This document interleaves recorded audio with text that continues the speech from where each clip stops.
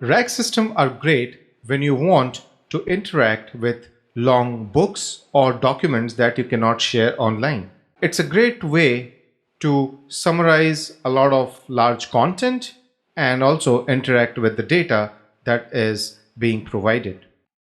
Nowadays, a lot of e-commerce websites also create chat-based bots which understand the company's FAQs and other knowledge base, and that helps them create chatbots which are very specific to their needs.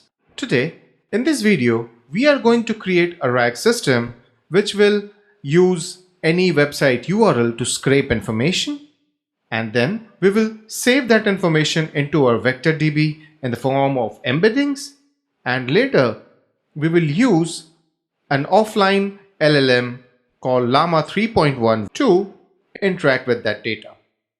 We will be able to ask questions to the model, and the model is going to answer back to us using the information that it scraped from our website. So if this is something which interests you, then let's get started, and I hope you enjoy the journey. Hey, what's up guys? Welcome to my channel, and today in this video we are going to see how we can create a RAG on our own. RAG, short form for Retrieval-Augmented Generation, is a way where if you are able to pass context to an LLM, it is able to understand that and it is able to respond to your question based on the information that you have provided. Now, there are a lot of business use cases for RAG, and one which I can think of is in an e-commerce website. Let's just say you have trained your own RAG so that it understands all the frequently asked questions by your customer, and using that you have created a chatbot. So whenever your customers are chatting with your chatbot, this particular chatbot is able to understand your business nitty-gritties. For example, if a customer asks what is your return policy, it will not give a very generic thing, but rather it will give you information, or it will give information to the customer based on the policies that the e-commerce brand has. And that is what makes it very unique. It is also very useful in situations where you have information or documents which you don't want to upload in the public. So you can use local LLMs, which are completely open source and runs on your machine offline, and you can use these RAG systems to summarize, analyze, and ask questions on multiple documents. So that's the general understanding of RAG and what we would try to do. So let's get started and understand how we can build our RAG system. Now, before we dive into it, let's understand what we are going to use and how things are going to work.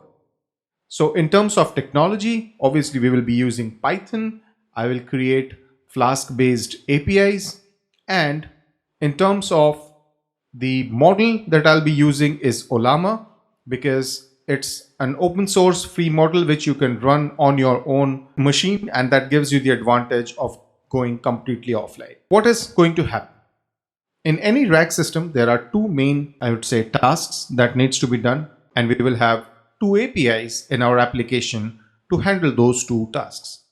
The first one is generating the data.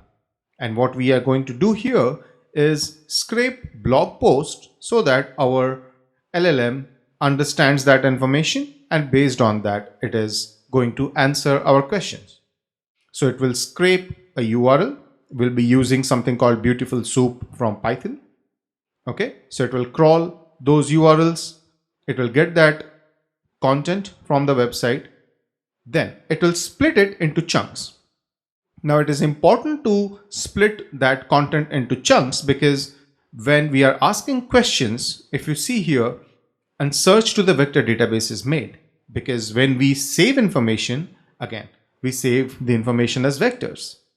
For example, my entire blog post, which I'm trying to crawl and save, will be first divided into small chunks of text, and then they will be embedding. We will generate the embeddings, which is nothing but the vector format of those texts, and we will save them in the database. So when a question is asked, information or vectors similar to the question will be searched for in the database that we have saved, and the LLM will take that as context and respond. After crawling, splitting of chunks is important, otherwise we will literally pass the entire document, and that really doesn't make sense. Okay, so yeah, we split into chunks, and once we have those chunks, we embed them. Okay, so we will be using the embeddings of Llama because that's our LLM model, and we will save them in a database called Chroma DB. Now, once this API is ready, which is going to save the data in our vector database, the other API will be literally to ask question, where we pass a question and then we embed that text again, so that it becomes a vector. Then we search that. Actually, I should have added that step over here. Okay, so yeah, we embed that question into a vector. Then we search in our vector database. We should ideally get some documents or chunks of content from our database which are relevant, and we pass it as context to the LLM, and the LLM understands that and responds back. So this is the whole process, and this is what we are going to do. All right, so let's get started. I'm here. I'll create a folder called not serverless but rag tutorial, and let's get inside that. Now, in Python, the first thing that we need to do is create a virtual environment, because if we don't do that, it will start installing all the packages in the main environment, and it can be a chaotic situation because you may have different projects running on different kinds of packages on different versions. So a virtual environment is always a good idea when you are doing development. So in terms of creating a virtual environment, what we do is we run this command python-m venv, and the name of the env virtual environment will be .venv, or rather the folder. So when I hit enter, and if I now do lsal, I can see a folder called venv. This is our virtual environment, but we haven't yet activated it. If you see, it doesn't show me anywhere in the prompt. To activate it, what we do is run a command called source venv, or whatever is your environment name, the folder. Inside that, you go inside the bin, and then you do activate. Once you do that, you will see your environment name over here, and this helps you identify which environment you are in. Now, typically for every project, I keep venv, but if I want to switch to a different project, I just do a deactivate, which means now I am out of that virtual environment, and any packages or everything that I install will not go there. Okay, so let's do this. We are inside our environment again, and I'll open this up inside Visual Studio Code. Okay, let's create one file called app.py, and in here I will have certain requirements of packages so that I'm able to create the basic APIs first. So what I'm planning to do is, first I will create those two APIs, one for scraping the URLs, and the second one is to ask the question, and then I'll have two different files where I will have those logics in place. So I'll import Flask. For that, obviously I need to do a pip install.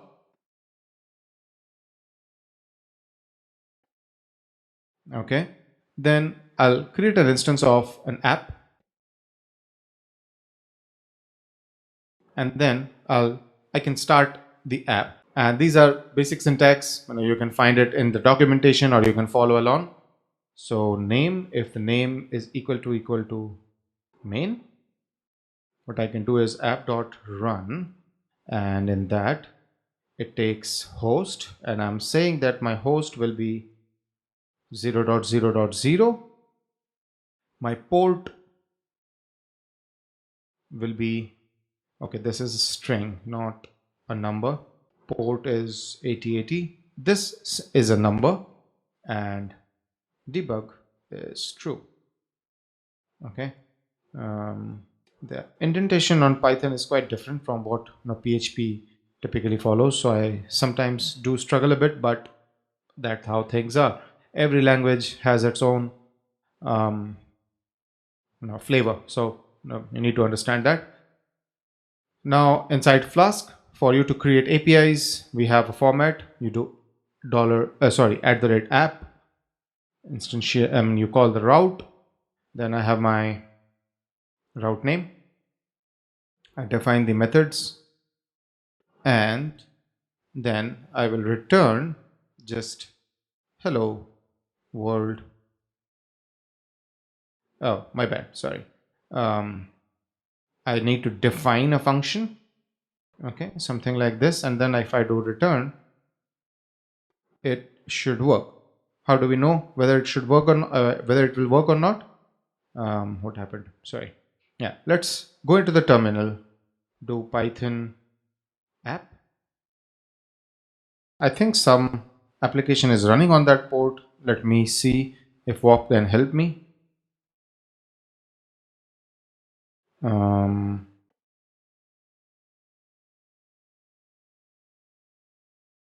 Okay, no process is running. So Python app.php. Okay, now it is running on 8090, and let me see if I do now 8080. Okay, now it is running on 8080, so that's fine. So maybe a typo which got fixed, but anyways, so I have this. Now if I use my Thunder client, I create a new request. Right, I have scrape, which is of type post, body JSON. Now obviously it is not expecting anything, but I'll just do something like this. Go to my browser, amitav.roy. Let's just take this URL, okay, and paste it over here. It will just respond with hello world because I haven't done anything with that route. But what happens is, if you want to, typically you have JSON, let's say content equals request.json. Okay, that's how you get the entire request body. Now URL, I get the URL from the request using this in the JSON content.get. And why don't we just return, just say the URL as a JSON thing, so that it is easy to understand. So if I now go to my request, send it again, you can see it's a JSON data which is coming up over here. All right, we will just create one more route called ask bot, and I'll just change these to question. Okay, so now let's test both the URLs. So I have scrape and it sends this properly, and I need one more request, so I'll do create new ask bot get. Let's just say who is Amitav Roy is the question that I'm sending. So what I want to do is in some way be able to get an answer to this, and I'll do that by, let's just say, crawling this page, because it will tell the LLM about what I do. Okay, so that's the idea. Let's just see how we can do that. So to structure our code, if you remember the diagram that I showed you, it has two distinct parts, the scrape and the ask chat. So why don't we create two files, scrape.py and let's just say question.py, or rather chat.py. Okay, now let's handle the scrape part first. I'll create a function called fetch and persist article. Now it will take a URL. Okay, now how do we start the process? First, we will have an instance of the model. So I will just paste this, which is local embeddings, and here you see that I'm mentioning my model name is Llama 3.1 8B. How do I know that? Well, if you go to Llama website and go to, for you to run this, you need to download the setups. You can have that on your Mac, Linux, or Windows. I have that running already. If I open a new terminal and do Llama, you can see I have this installed, and you can download and keep a few models so that you are able to interact with it. And there are quite a few models. The recent one is Llama 3.1, and I have that on my machine. If you see, there is Llama list function, or rather command, which gives you the list of models that I have. So I have all mini LM, which is only 67 MB, but I also have the Llama 3.1 8 billion, which is of 4.7 GB. Okay, and obviously you have bigger models which are much better, but obviously you need that much RAM for them to run on your machine. Now, my MacBook has 16 GB RAM, so I just decided to use I go with this. So you can run this command, Llama run, or maybe Llama pull Llama 3.1 8 billion, and it will download this. Okay, let's get back to our code. For this to work, we'll need certain LangChain libraries or Python libraries. So we'll do pip install. So where am I? So again, I can't run the pip install over here because the environment is wrong. I need to go over here, but it is running. So what I can actually do is activate the virtual environment. And now if I do pip install, not pop install, it should, oh, sorry, it's not Llama embeddings, but LangChain Llama. I will need a few more. I will just do LangChain Chroma. This is for the Chroma DB. I need LangChain text splitters, and I will also need the LangChain community.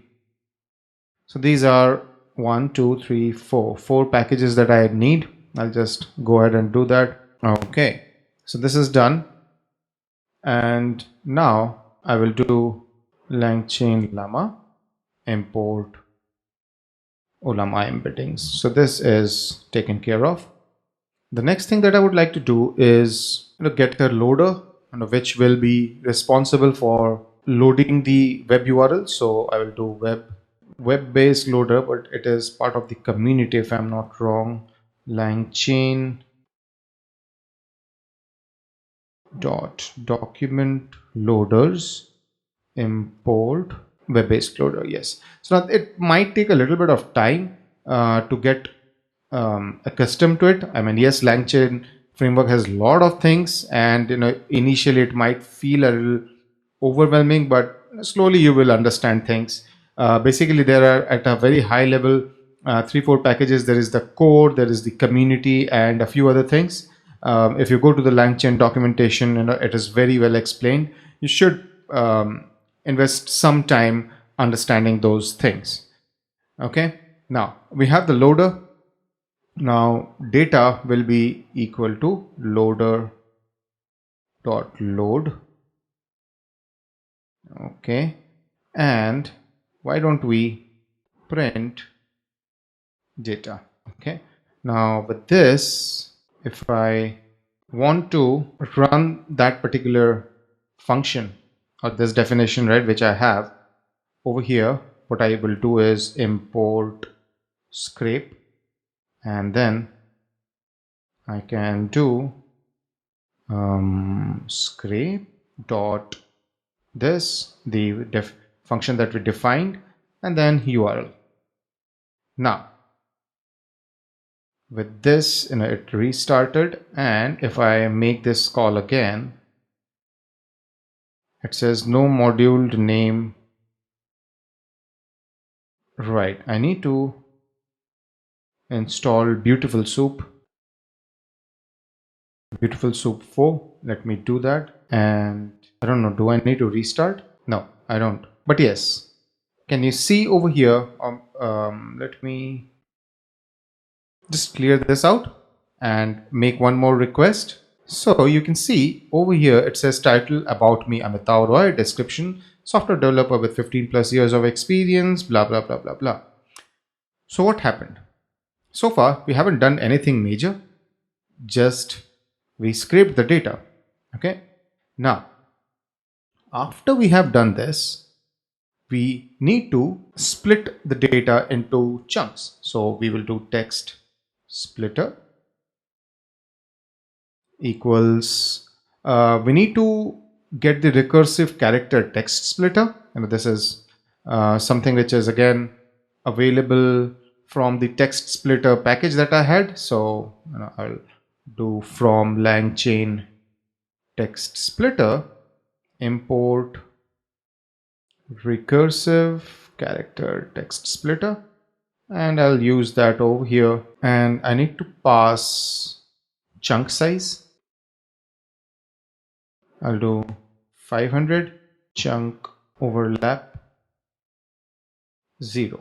Okay, now you can play around with these factors. Chunk size is basically how big individual chunks are. Now with this in place, I can do all splits. It's text splitter, this is the instance, and I do split documents. Now in here I need to pass the data that I got from the loader. Okay, and with this we should have all splits. So why don't we print that as well and see what is happening? Or maybe I'll just return, that's even better. Okay, I have splits, and in here why don't we do response equals this, and response is this. So now we go over here, send, and it now says that it needs something. Document is not JSON serial label, so maybe it doesn't print it. I mean, I can print it, but it will not return a response. So let me get rid of this and see if I can do a print. Okay, all splits. Okay, reload happened. So yeah, there are different kinds of document types, and that results in these kind of things. So I have one document over here. Okay, because this one was small. Oh no, I have one more. Why don't we check the length? I can do maybe print f length len all splits, and I hit send, sorry, and it says length is 2. So I have two documents.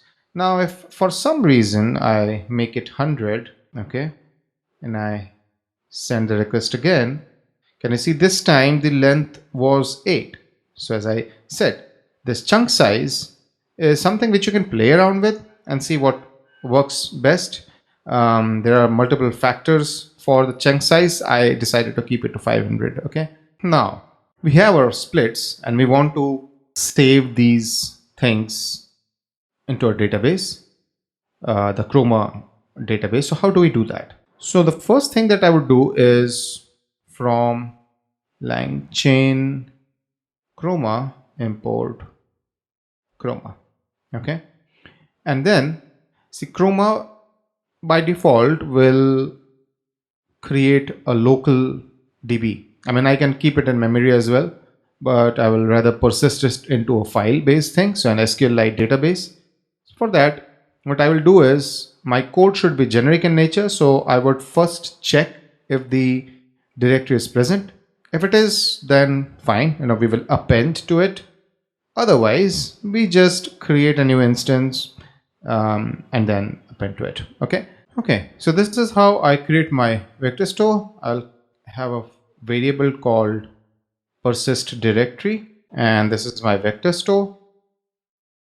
I pass it the embedding function because it will need it before saving it into the vector database. So this embedding will be used to embed the data that we are trying to store. And with that, what I will do is say vector store, the instance that we got dot add documents. Okay, and I send documents equals all splits, and then I return messages. No, okay, let's do one thing. Have a messages array, and oh sorry, my PHP habit. We will try to have some kind of messages for each thing. For example, why don't we do something like this? Okay, that if the directory exists, right, then I create that instance and I message dot append if loaded the existing Chroma DB, else I'll do the same, but just I'll log that this is the first time. Oh, by the way, I need the OS, otherwise it will complain over here.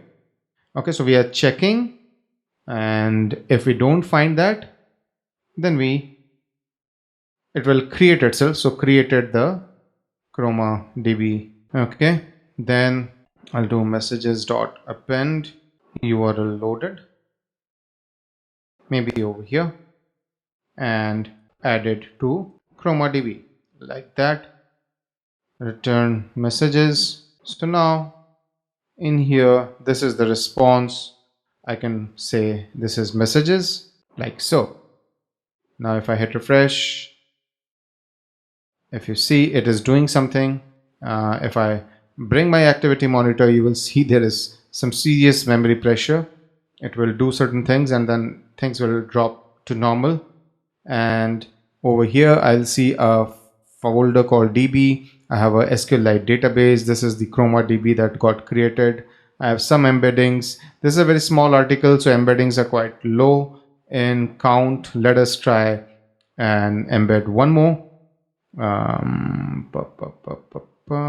Let me open up a blog post, recent blog post on, let's just say, yes, and the importance of Docker as a developer. So I will try to get that.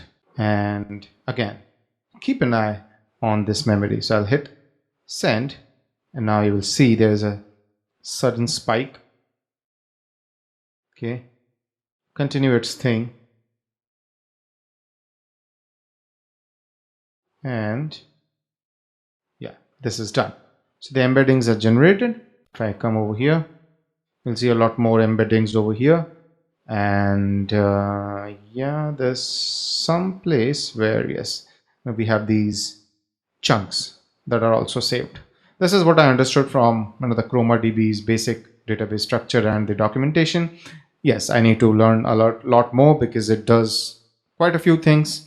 But yeah, this is the basic that you need to know for at least creating a RAG. All right, get back to our diagram, and we have kind of completed this thing. Now let's focus on this. So for the second part, which is ask chat, what we can do is we will start with our definition. Now in here, I will need a few things. For example, I'll need the Chroma chat Llama embeddings, runnable pass-through. So the first thing that I will do is start with the definition of let's just say answer question with context. I'll pass the question.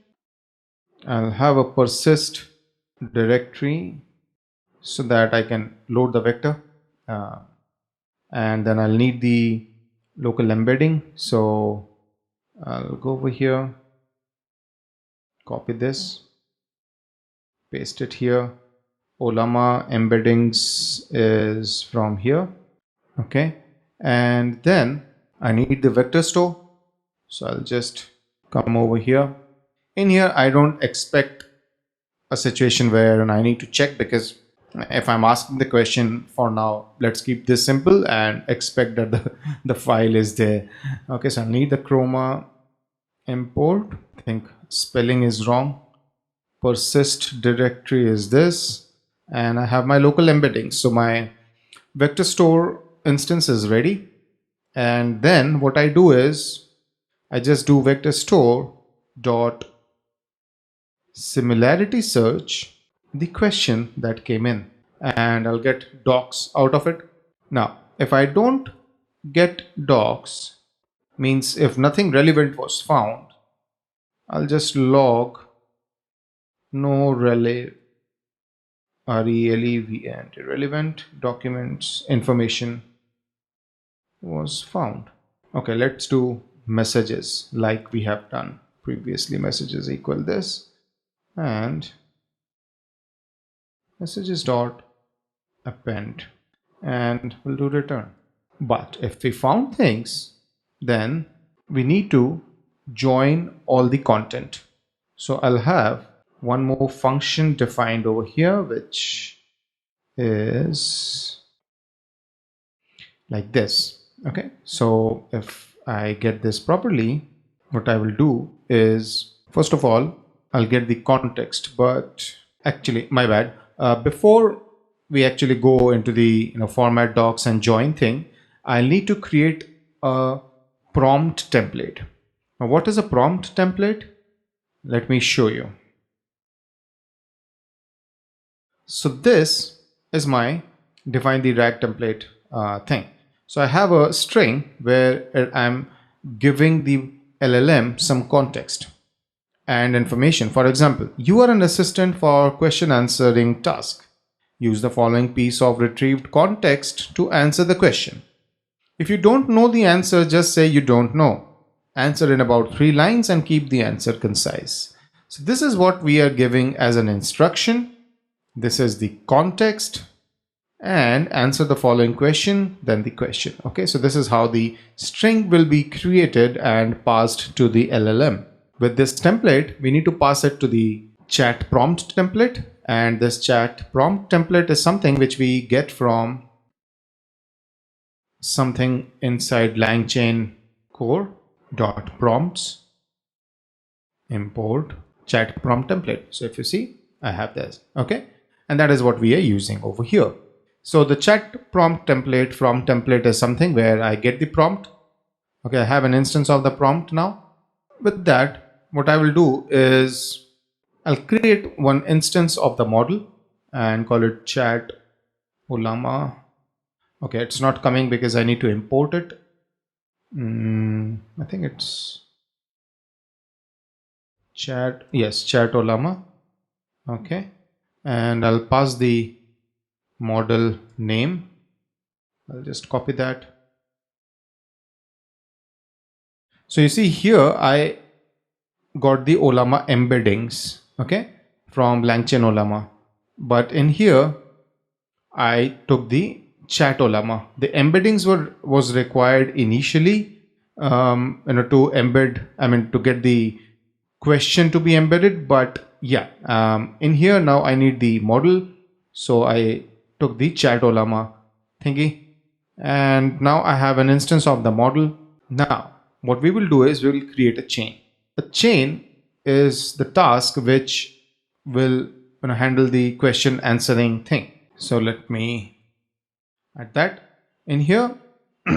We're creating chain equals this whole thing, where runnable pass through is the first thing that I need to import, and it will be from LangChain core dot runnables import runnable pass through.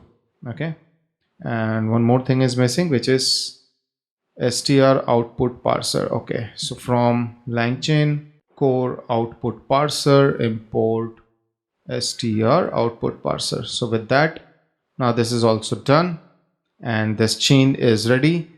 I'm using the runnable pass through. I'm giving the context. I'm getting the input equals format docs the context. Now if you see, I had defined this thing where I am passing the docs and it is doing a join with new lines, right? So what is happening is I got similar docs from the vector store. If I didn't get that, I am returning saying no relevant information found. But then if I do find that, here I am creating the RAG template, but after that I have the prompt, I have the model.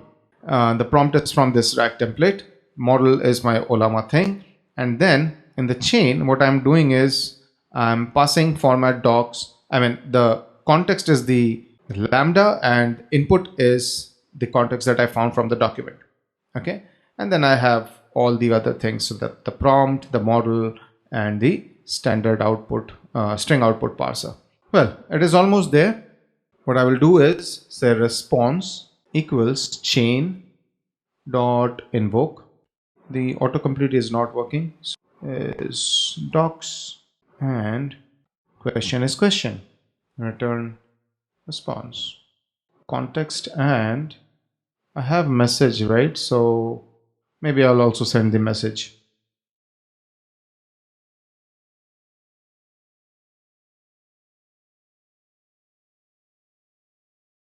Now, time to test. If everything is correct, what we will have to do is, where is my app.py? In here, I'll first import chat, and then I'll do response equals chat dot, so this, and I'll pass the question because that is the only expectation, and I'll return the response whatever we are getting from that function. I'll need to standardize this, but it's fine, I'll do that later. Ask a question. Let's see.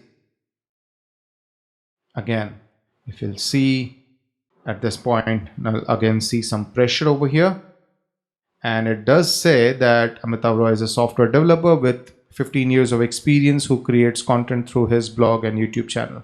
Now, for some reason, okay, maybe what I'll do is not over here. I think I don't need it in the invoke. I did a mistake. I'm sorry about that.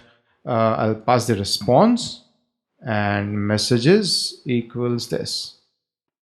What is the problem? Oh, sorry, one extra messages was coming. Right, now let's see. Connection refused. My app stopped working, is it? Maybe. Yes, 8080. Ask the bot. So here we are. Yes, and now it is sending the response. So it does say this. Now let's just say I ask why. What was the second article that we crawled? It is the importance of Docker as a developer, right? So let's just say, what is the importance of Docker for a developer? We'll try to search for something. And it says, Docker provides consistency across environments, seamless integration with CI/CD pipelines, and ensures security posture through vulnerability scanning. It allows for lightweight virtualization, reduced memory requirements, blah, blah, blah, blah, blah. And all this is only because it knows this information. Now, let's just say we ask one more question. Why should we use separate SSH keys inside CI/CD pipeline? Okay. Why we should use separate SSH keys inside CI/CD. What happens? I don't know. The context doesn't provided doesn't mention. So it basically means that the LLM stopped answering that, which is a good thing. It doesn't know about it. But come to this article, take that, and we have a request where I can scrape one more article, send.